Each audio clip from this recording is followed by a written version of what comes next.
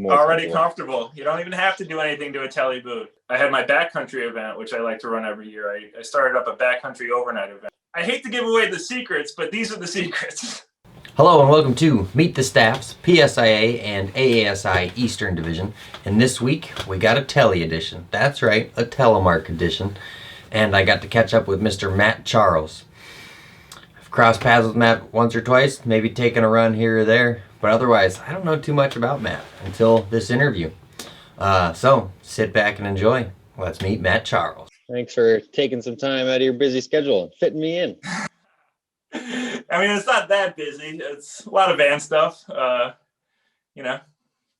Yeah, well, we're getting into it, so things pop up, and it's like, oh, I got to do this, got to do that. So what Gotta do you have do? some kind of base load for the winter. Yeah. What's your winter plan?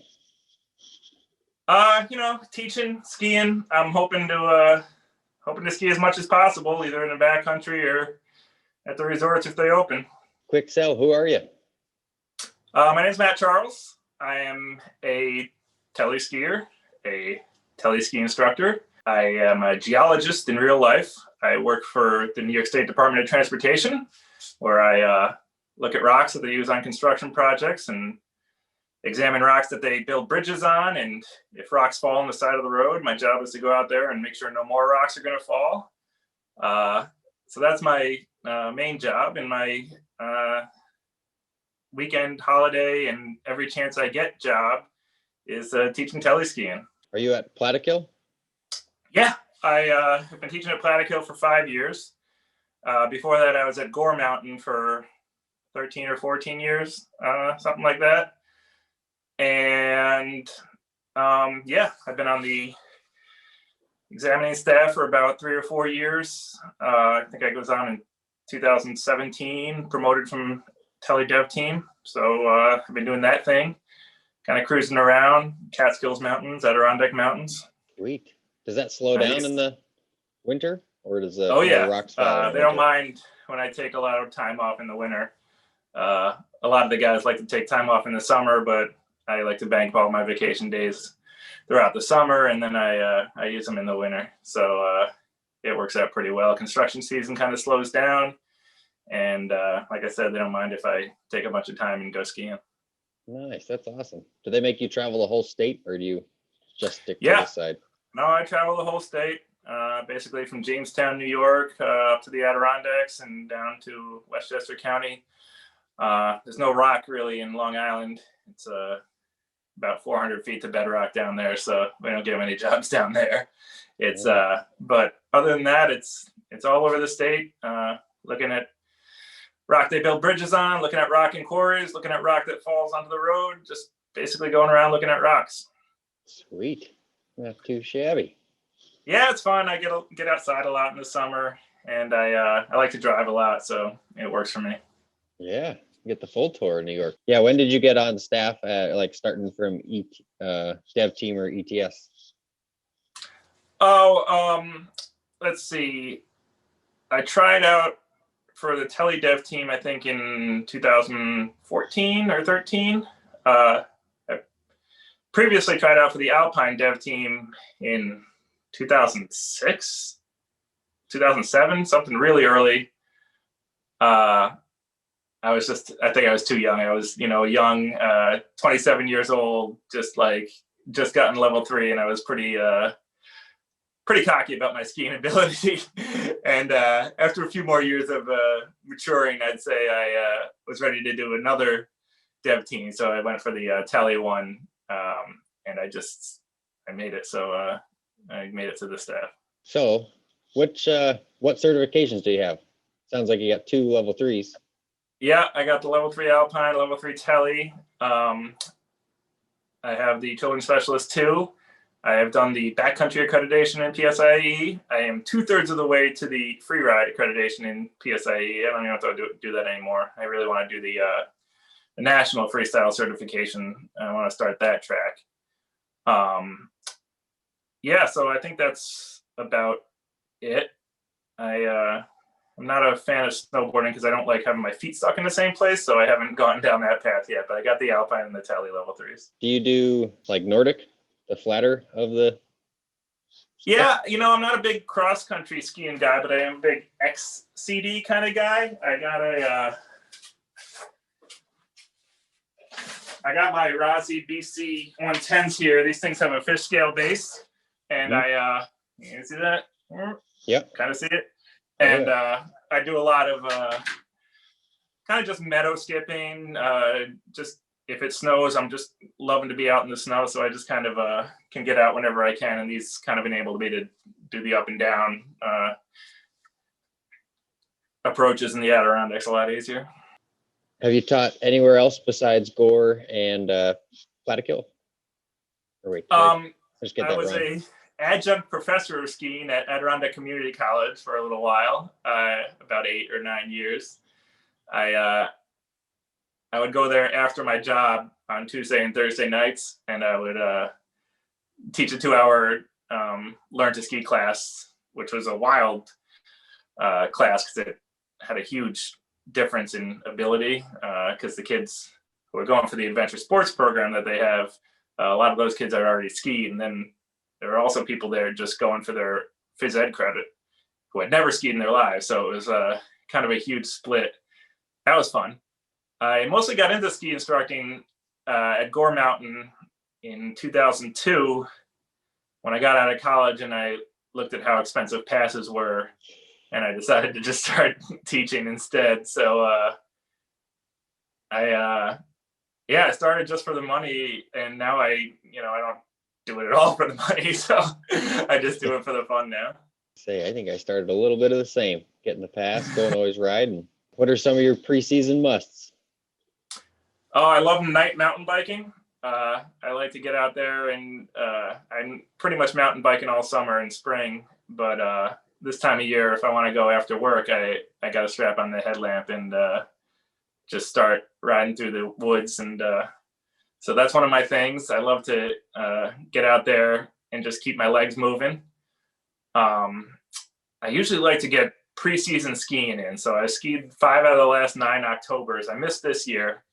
And I wanted to get up last week or a couple of weeks ago and ski the Whiteface Toll Road. And that's usually one of my preseason spots because you can hit it with only a couple of inches of snow.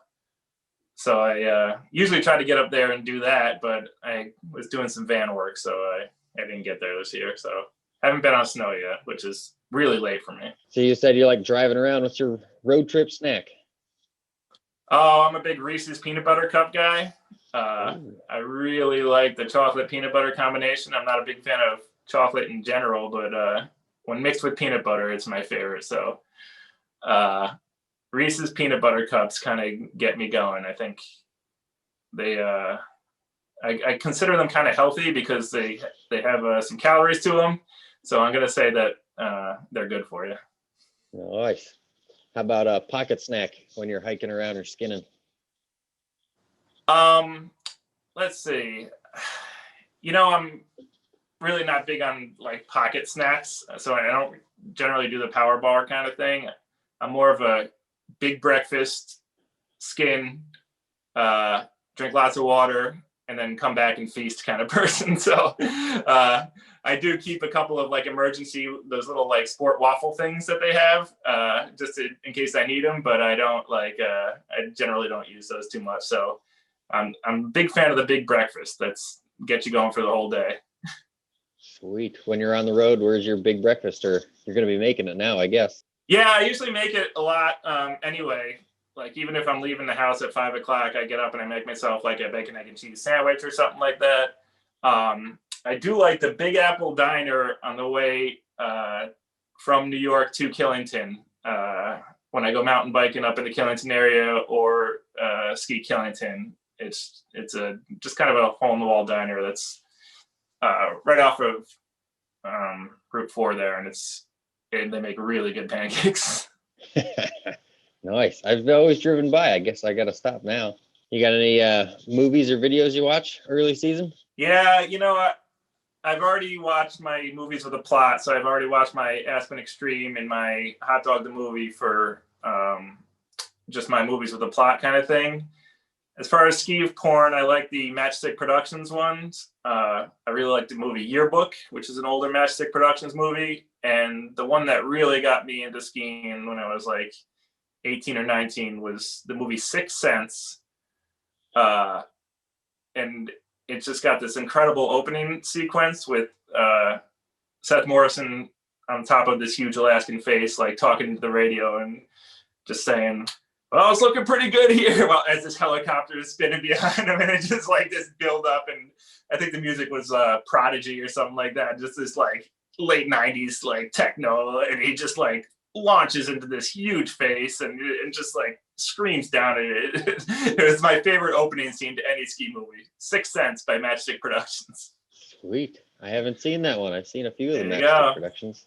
What's your ideal event to attend and run?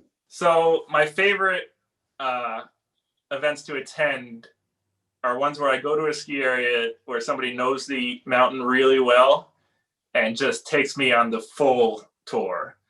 Like I had the experience at Mad River Glen with Terry Barber, T-Bar, and the Telly guys are really good about it. Like when I went to Smuggler's Notch with Mickey Stone, he would just take a group of guys and he'd be like, all right, this shoot is called Pucker. You two go down. And you go to the next one and he's like, this shoot is called like Tree Stomp. You guys go down this one. And he would just kind of send like guys down and we'd all like finish at the same place and we'd be like, oh, what an amazing run. It was just this crazy time where somebody just knew the mountain so well and knew like the abilities of the people in the group and was able to just like, he just kind of knew that the people in the group would have a great time on the exact run that he sent them on. And it's just like my kind of event to go to. How many events do you get to run a year? Are there a lot of Telly events? The Telly side is, well, actually we're growing pretty good, or at least we were. I usually run about 3 to 4 events myself every year. And then I usually do the exams these days. So that's good. I had my backcountry event, which I like to run every year. I started up a backcountry overnight event that I've been doing for the last couple of years. We go to a hut.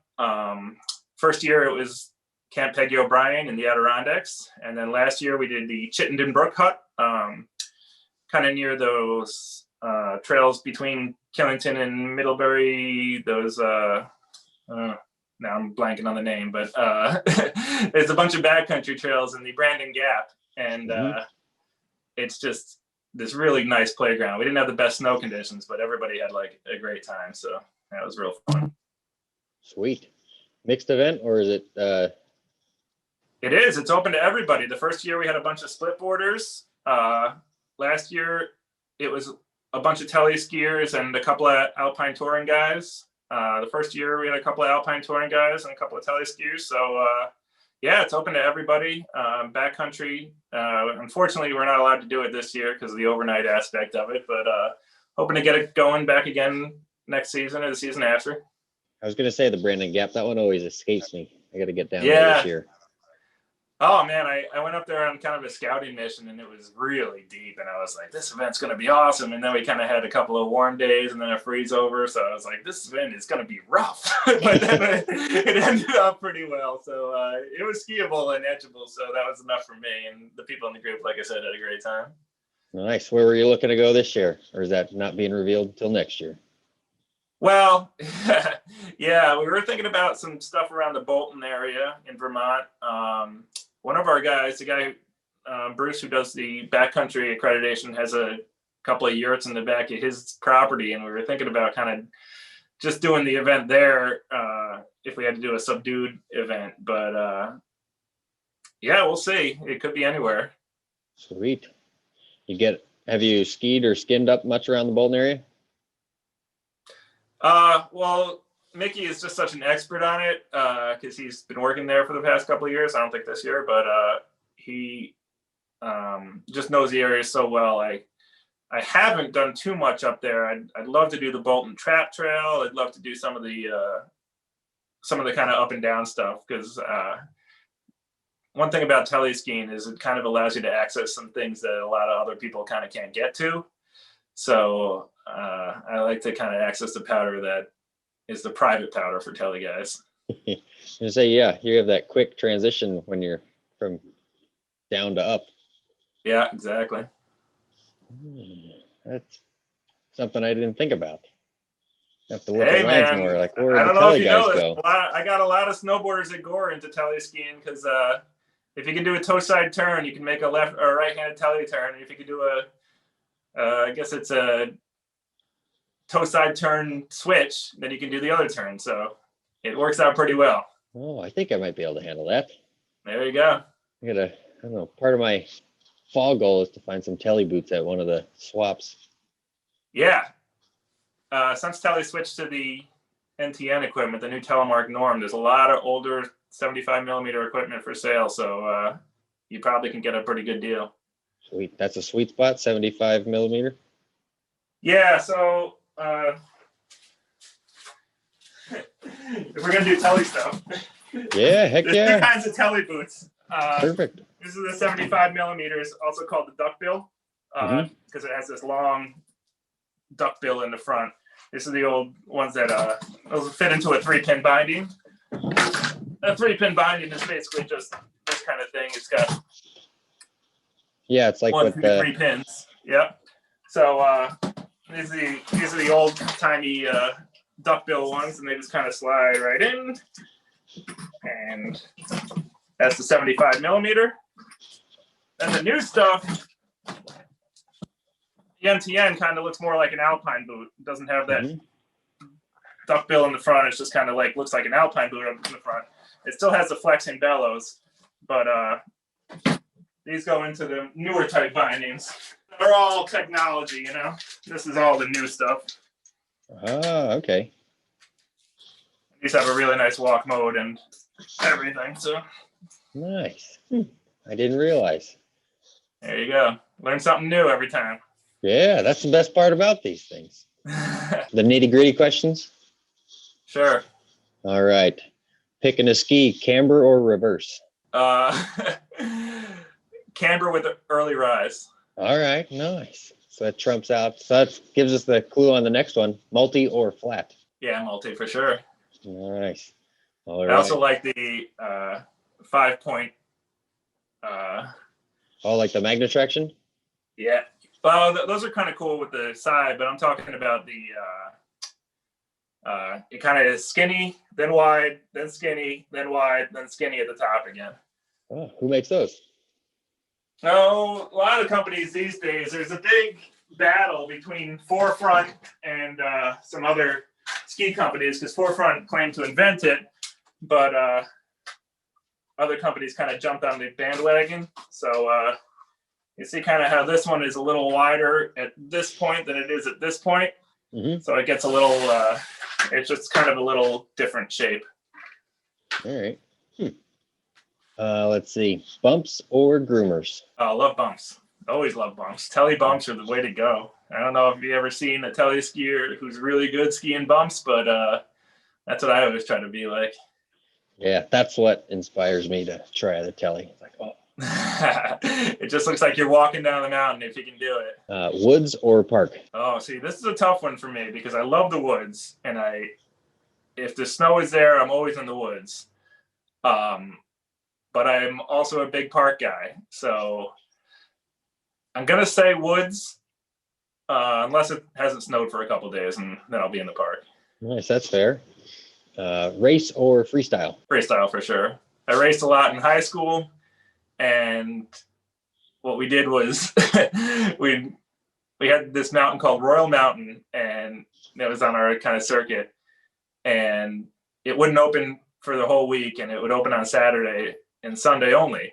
So if it snowed for the whole week, the snow would still be there when you got there on Saturday. So our races were on Saturday. We'd get there, and there'd be like 10 or 12 inches of powder piled up from just a couple of snows for the whole week. So we'd be ripping around, skiing in the woods, like doing everything. And then I would show up for my race, like just in time for me to ski down, and then I go back to the woods. So I always ski freestyle in woods instead of racing. Always prefer. Nothing wrong with that. Soft snow is the best snow. Yeah.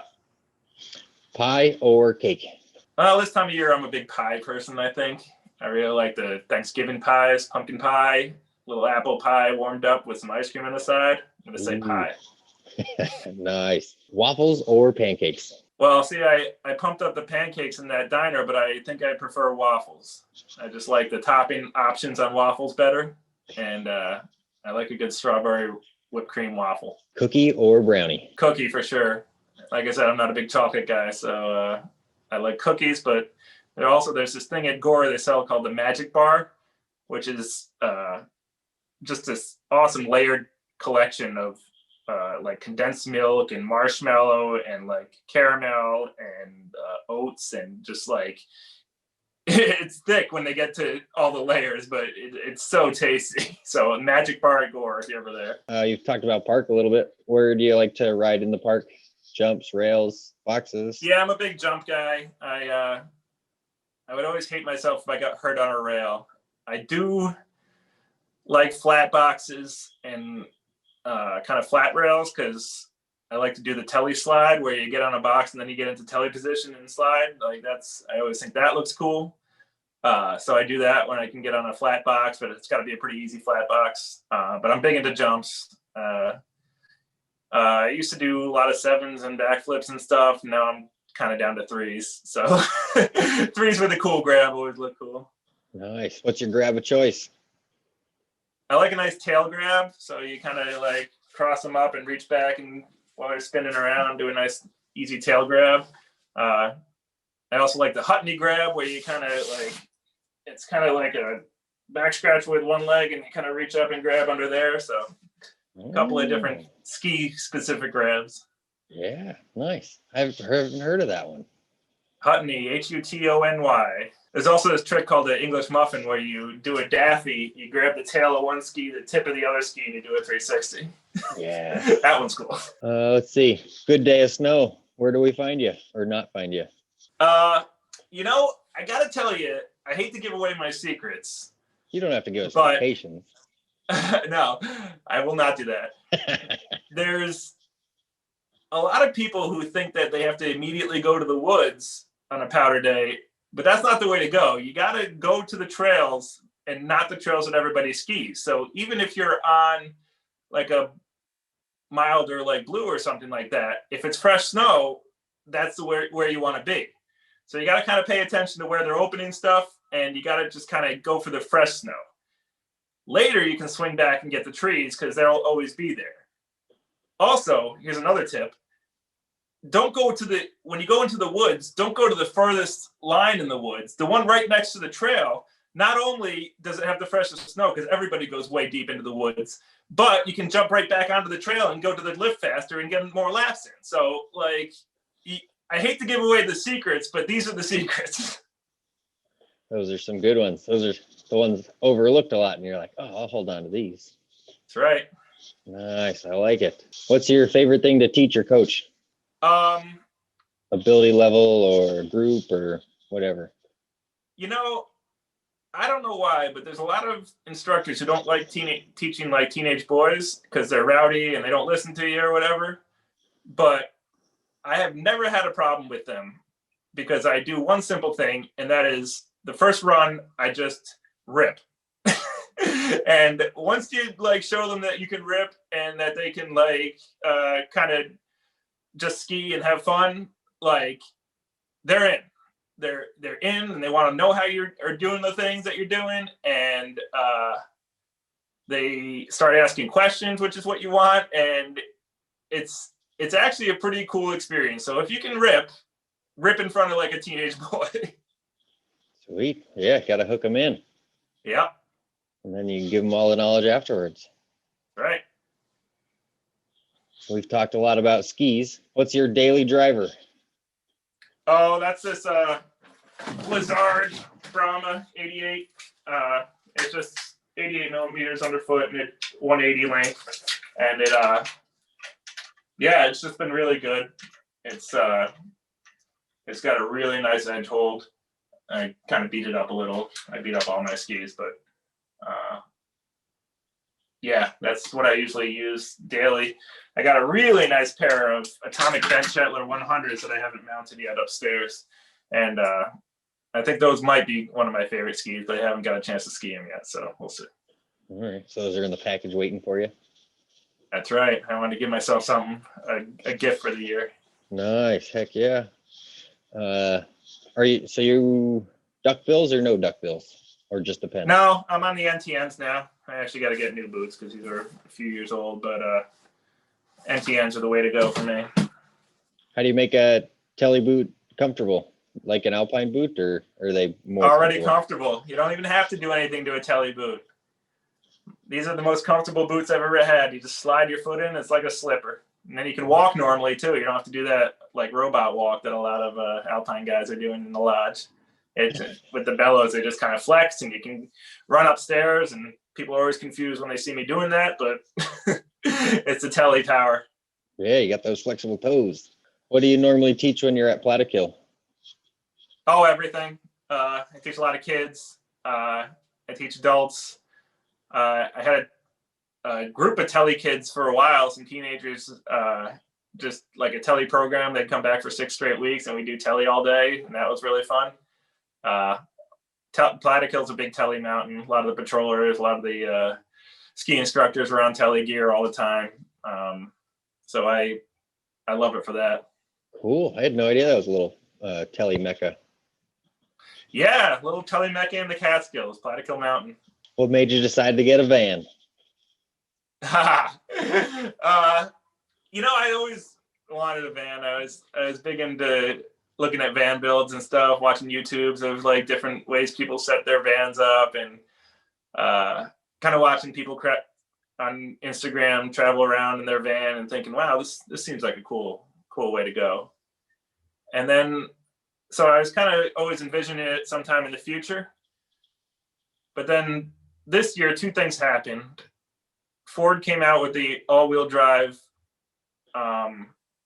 Transit, because everybody buys the Sprinter vans, but those are like $65,000 for the all-wheel drive. I cannot afford that. So Ford came out with the all-wheel drive Transit, and the COVID happened, and I'm not sure what the ski lodge situation is going to be this year. And I was never a guy who liked to boot up in the car, because like a lot of people I know are, they boot up in the car and then they're ready to ski and they just go right to the lift. I was always a lodge guy because I like to sit down. I like to be in warmth when I slide my boots on. So I thought this would be a good way to kind of have my own lodge at the base of every ski area. Yeah, I'm doing the same thing. What's your go-to after a day of tellying or coaching? Go to drink? Yeah, drink, or how do you I love the decompress after a après day? scene. Yeah, I am a big fan of the beer and wings after a day of skiing. I really like a nice double IPA. Those Vermont hazy IPAs are always good for me. And yeah, I like my wings hot and lots of blue cheese and celery on the side. And that's my kind of go-to thing. And then I usually like to keep the party going after the après, get a bunch of guys together and be like, where are we going to dinner? You go pick a place, you have a really nice meal. And then I usually pass out by like 8:30 or 9 on ski days, because I usually like to ski super hard and wake up early the next day and do it again. When you're doing all the driving around, what are you listening to? Podcasts, tunes? What do you got? I listen to a lot of rap music. Like I've always loved rap music since I was a kid, which is kind of weird for like a suburban dude. But I, when I was like 13 years old, I got the Chronic album by Dr. Dre, and I don't think my mom knew what the words were on that album when she bought it for me. But I played that CD just constantly and learned all the words. And then I got the Snoop Dogg CD, and then Eminem came out, and I just started listening to Kanye and Jay-Z, and I just kind of kept listening to rap. So I listen to a lot of rap music. As far as podcasts, I like Comedy Bang Bang. I've been listening to a couple of van life podcasts lately, and I do listen to a lot of NPR too. So I listen to their podcasts.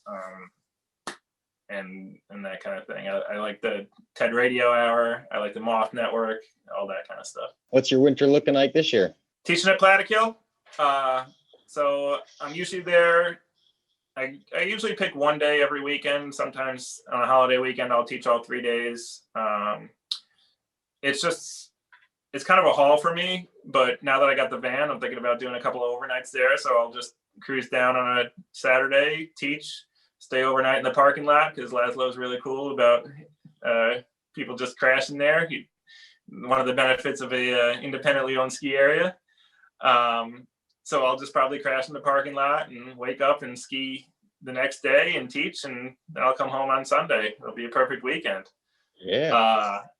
In addition to that, I also got an Icon pass. So I'm going to do my 5 days at Killington, my 5 days at, this is the Icon base pass, my 5 days at Sugarbush, whatever I can get at Stratton. And then I'm thinking about a big trip in the van if I can get together by March or April and going out west. My brother lives at the base of Squaw Valley, so I'll park in his driveway for a while, do some Squaw Valley, swing down to Mammoth, do some of that. I've never been to Taos, New Mexico. I'd love to get there. Maybe I'll hit that on the way back and just make a trip out of it. Nice. That'd be awesome. Yeah, I got some friends in Utah. I got some friends in Colorado. I think I can swing it. Say full tour. Perfect. I'm a little jealous of that. Yeah, I mean, when you teach a community college ski class in an adventure sports program, a lot of kids just kind of graduate and move out west. Some kids are avalanche forecasters in Utah. Some kids are just working for Alta Ski Area. Just they're all scattered around. Oh, that's cool.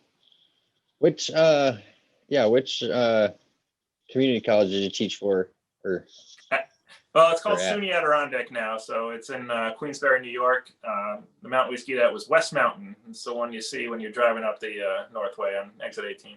Yeah, I drove by that last year and I was like, oh man, I never realized this was here. It was all lit up at nighttime. I almost had to pull over to go make some turns. Yeah, they actually started lighting up a lot of that mountain, and they just replaced a couple of really old lifts. So they got 2 brand new lifts now. They redid a couple of trails. They got a really nice race trail right down the center of the mountain. And yeah, I used to race there. I used to go there for ski club when I was a kid. And then I taught there for a lot of years. And we did some PSIA training there at night when we worked at Gore, because it was kind of easier for people to get to. And yeah, it's a nice little spot. It's about 35 minutes from my house. You got any more questions for me? Anything you want to add in? Everybody should start teleskiing. Like I said, it's great for snowboarders to pick up. It's great for alpine skiers to pick up. If you're bored at all with the way you're skiing or anything, learn something new, man. Learn teleskiing, learn snowboarding, learn snow skating. Like, I got on one of those and it scared the crap out of me. So just learn something new. I've kind of become a big fan of being a beginner in things. It's something that, you know, once you get good at something, you kind of forget about.